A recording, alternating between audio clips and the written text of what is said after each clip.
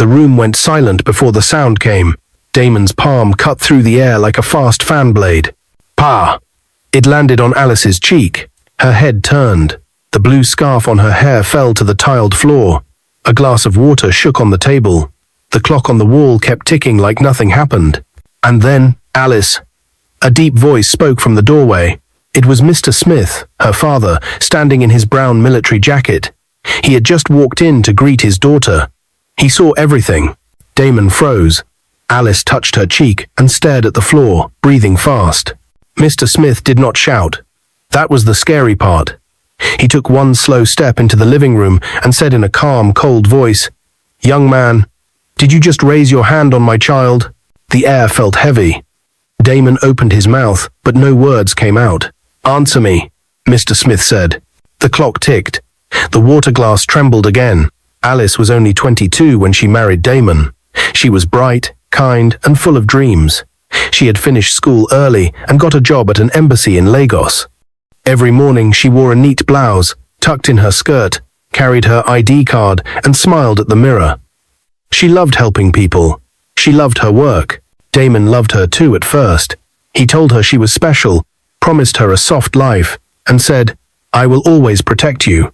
He brought her flowers and sweet words. He called her, "My star," but stars shine. And Damon didn't like that. When Alice started doing well at the embassy, Damon changed. He did not like her late meetings. He didn't like her new friends from work. He didn't like her boss calling her brilliant. He didn't like that people respected her. "Stop working," he said one night. "A good wife stays at home." Alice held his hand and smiled. "I can be a good wife and still work. I love this job. It helps people." His eyes turned hard. "Resign." She didn't. She prayed instead. She told herself Damon would calm down. She told herself love was patient. But Damon's jealousy grew like a storm. First, the small things. Hiding her car keys, turning off her alarm, locking her work files in a drawer. Then the loud things. Shouting, pushing, slamming doors. Then the very bad things. Her head against the wall, her arm grabbed too tight, her lips pressed shut so she could not cry out. Alice started wearing long sleeves to cover the marks. She used powder to hide the dark spots on her face. She laughed with her friends like everything was fine. She told no one, not even her mother, not even her father, Mr. Smith, the strict, respected officer who could make men stand straight just by walking into a room. She was ashamed. She felt small. She kept thinking, maybe it's my fault. Maybe if I cook better. Maybe if I talk less. Maybe if I stop smiling at work. Maybe. But some nights she stood by the bathroom sink, looked at her face in the mirror, and whispered, "This is not love." Then life got even harder. Damon lost his job. They had savings, but Damon was angry and proud. He refused small jobs. He refused help. He spent hours on the sofa, eyes cold, TV loud. The house bills started to pile up: rent, light, food. Alice quietly paid them from her salary. When Damon asked for more money, she gave him. When he threw the receipt back, she picked it up. When he shouted, she kept quiet.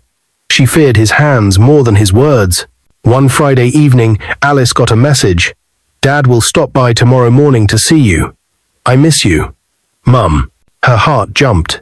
She wanted to say, "No, Mum, please don't come." But her fingers wouldn't type it. She missed them too. She missed safety. Saturday morning came with bright Sunday. Alice cleaned the house early, ironed Damon's ash shirt, and placed it on the chair. Then she started jollof rice. The smell filled the flat. She smiled a little. Maybe today would be peaceful. Mr. Smith arrived by 10 a.m. He hugged his daughter and kept her in his arms for a long time. "You look tired," he said softly. "I'm fine, Daddy," she whispered, eyes wet. Damon came out of the bedroom, face hard. "Good morning, sir," he said with a tight smile. Mr. Smith shook his hand, and Saturday, they talked about weather, traffic, small things. The rice was almost ready. Then it happened.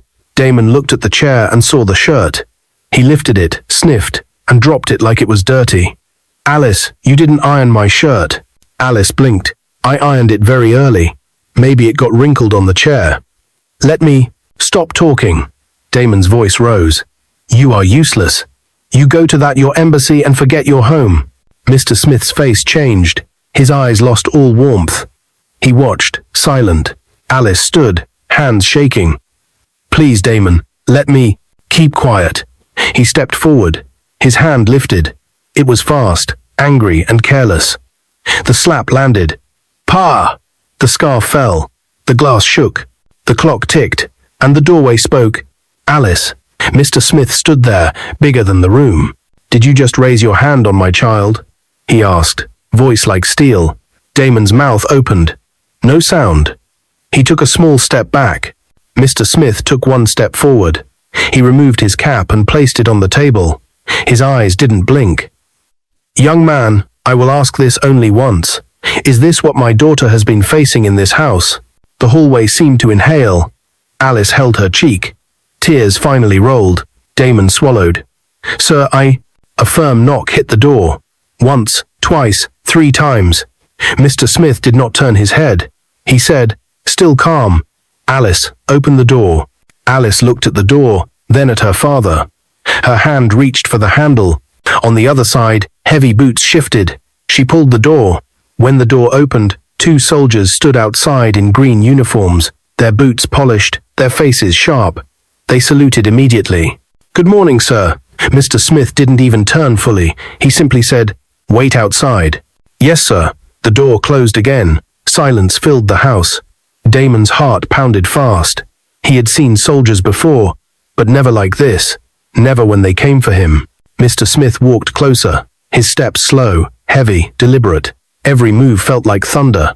He stopped right in front of Damon, looked him up and down, and said quietly, "You hit my daughter, in my presence."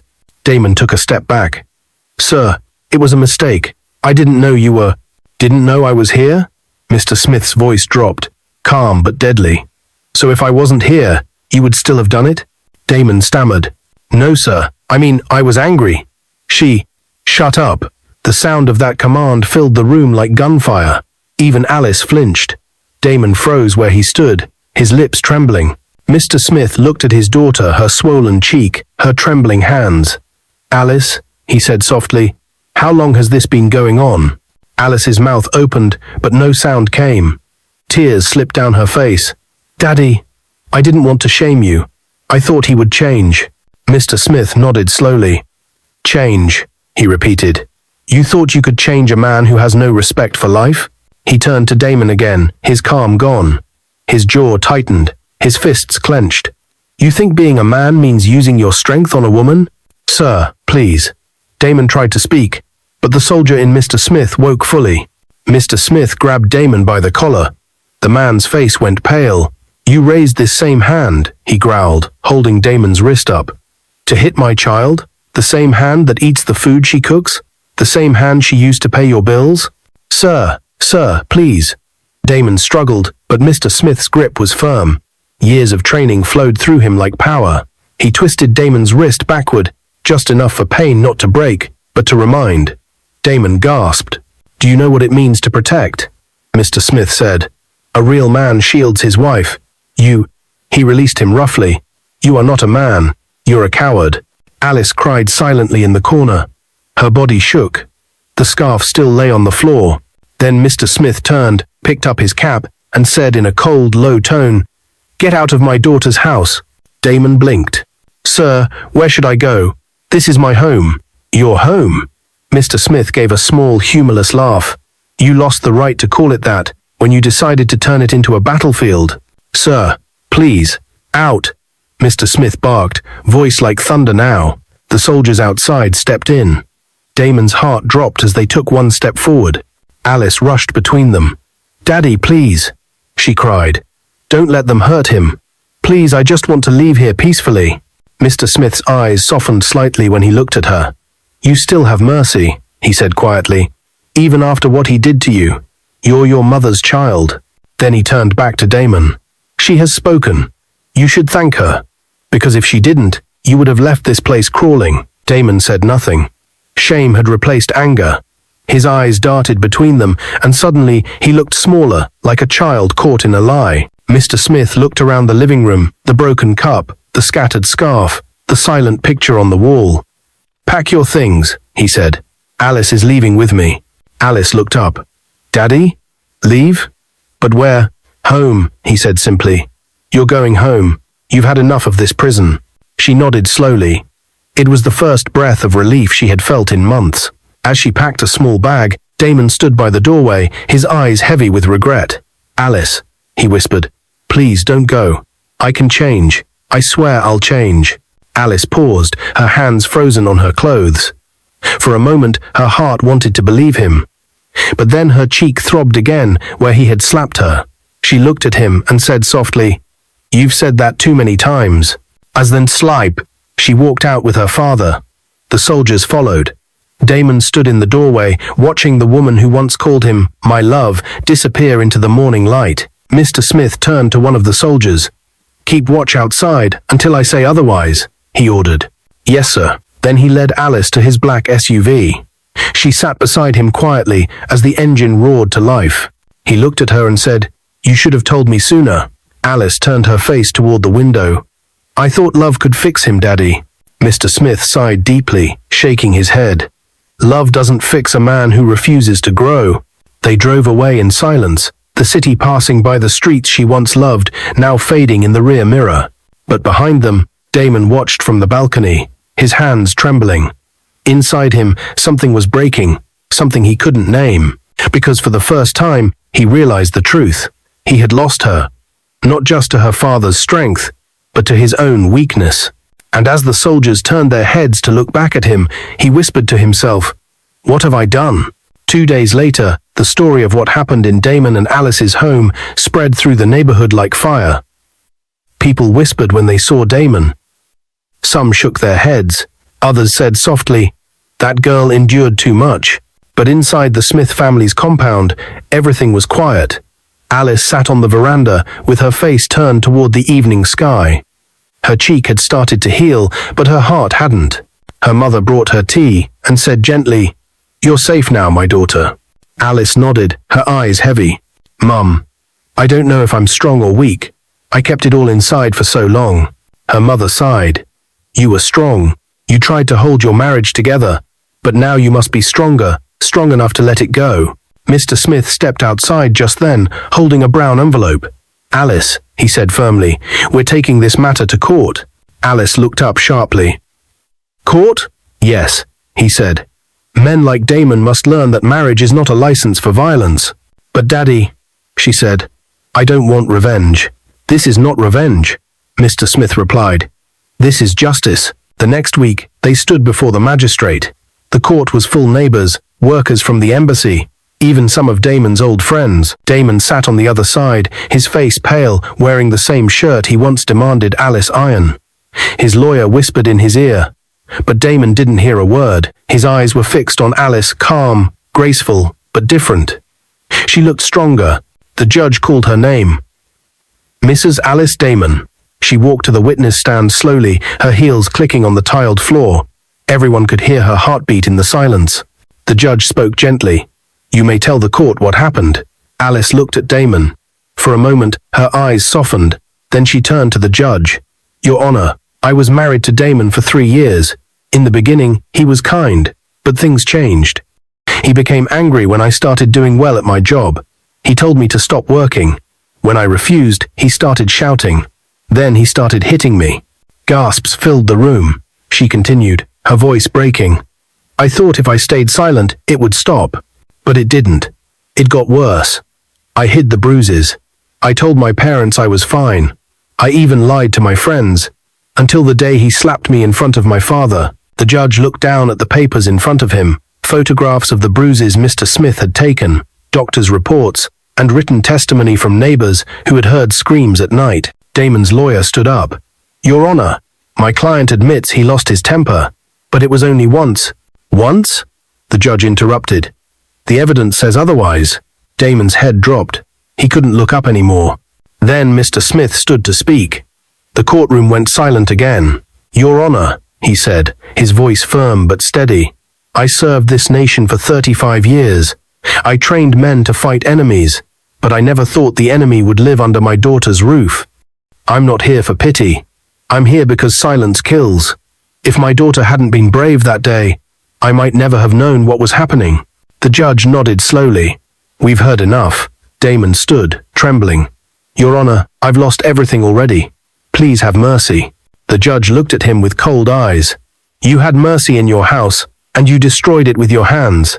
He tapped his gavel once. "This court sentences you to 5 years in prison for domestic assault." The crowd gasped. Damon covered his face. Tears fell through his fingers. Alice sat quietly, her heart heavy but calm. It was over. The chains she couldn't see were finally broken. Outside the court, reporters gathered. "Madam Alice," one of them asked, "what do you want other women to learn from this?" Alice looked into the camera. "Silence is not strength. Love doesn't mean suffering. Speak before it's too late." Mr. Smith placed his hand on her shoulder proudly. But as they turned to leave, Damon's voice echoed faintly behind them. "Alice, I'm sorry." She paused for a moment, her eyes closing. "I forgive you," she whispered. "But forgiveness doesn't mean I'll return." And then she walked away head high, heart free. That night, as the moonlight touched her room, Alice looked out the window of her father's house and whispered, "Maybe this is my second chance to live." But deep inside, she didn't know that life was about to test her strength once more, because sometimes the past doesn't end when the gavel falls. Months passed. Lagos moved on, but Damon didn't. He sat on a cold bunk inside the grey walls of Kirikiri prison, his head shaved, his eyes hollow. The noise of metal doors, the shouts of wardens, the smell of sweat and iron that was his new world. Every night, he replayed that moment in his mind, his hand raised, his wife's face turning away, her father's voice like thunder. He had thought he was a man. Now, he realized he had been a coward dressed in pride. "Bro, you day quiet today," another inmate said beside him. Damon didn't answer. He only whispered to himself, "I lost everything because of anger." Meanwhile, across town in Lekki, Alice stood on the balcony of her new apartment. The view was peaceful, bright lights, quiet cars, the ocean breeze brushing her face. She had saved for years and finally bought the place herself. Her fingers brushed the small scar on her cheek. It no longer hurt, but it reminded her of what she survived. Inside the house, the TV played softly. News headlines scrolled, "Embassy worker wins domestic violence case." "High-ranking officer's daughter inspires women to speak out." Her phone buzzed.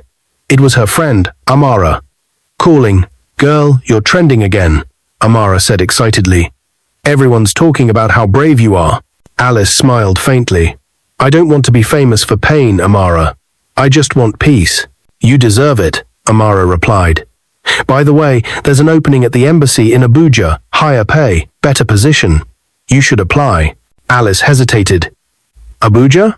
"Yes, you can start over properly." That night, Alice sat at her desk, the application form open on her laptop.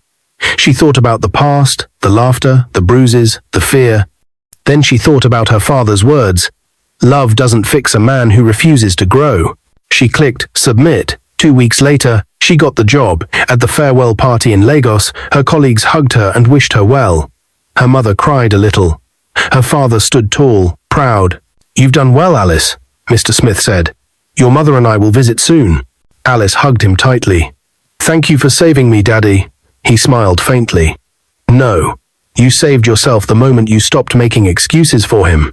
As she drove away from Lagos toward her new life, her eyes filled with tears not of sadness, but of release. Back in prison, Damon sat in the courtyard during roll call. A chaplain walked by, handing out small leaflets titled "Healing Begins with Repentance." Is a lud, is a loved. Damon almost ignored it, but something made him take one. That night, under the dim light of a single bulb, he read slowly. "A man who cannot control his anger destroys not only others but himself." His chest tightened. For the first time, he knelt by his bunk and prayed, "God, if she ever forgives me, please give me a chance to change." But time doesn't stop for regret. A year later, he was released early for good behavior. He had nowhere to go, no job, no friends who wanted to see him. He walked the streets of Lagos with a small bag on his back and guilt heavy in his heart. Then one morning, he saw a newspaper headline pasted on a kiosk. Alice Smith named Deputy Head of Embassy Women Empowerment Project to launch in Lekki. His fingers trembled. Her smile on the front page was calm and proud, no pain in her eyes, no fear in her stance. He whispered to himself, She made it. He turned to walk away, but something made him stop. What if he could say sorry properly this time? What if he could look her in the eyes and let her know he had changed? He didn't want her back. He just wanted forgiveness that wasn't whispered to empty walls. He decided he would find her. The next morning, Alice sat in a conference room in Lekki, leading a meeting for the Women Empowerment Project. Her calm voice filled the room. Our goal is to build shelters for victims of domestic abuse across Lagos and Abuja. Every woman deserves safety and dignity. The audience clapped, but as she packed her files after the event, her secretary walked in, looking uneasy. "Ma, there's someone outside who says he knows you. He's been waiting for 2 hours." Alice frowned. "Who?" The woman hesitated. "He said his name is Damon." The pen fell from Alice's hand. Her heart skipped a beat. The room went quiet. Even the air conditioner hum seemed to fade.